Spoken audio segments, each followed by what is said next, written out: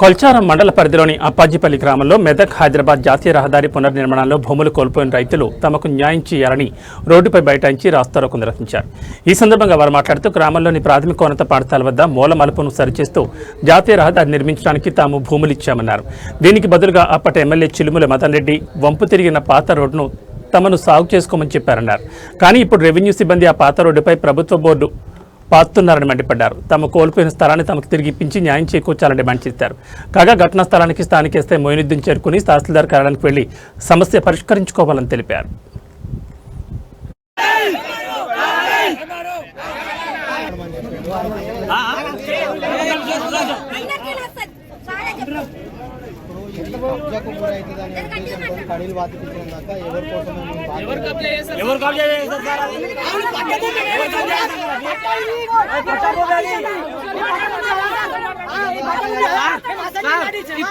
తీసుకున్నప్పుడు మా సంతకాలు తీసుకురా మేము సంతకాలు లేకుండా అది ఇచ్చినాం సంతకాలు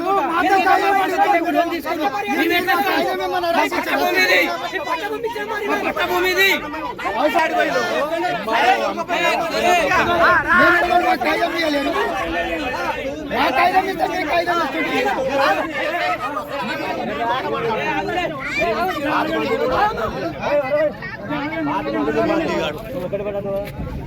అన్న కూడా పాత సార్ మంది రాసినాక ఆడిన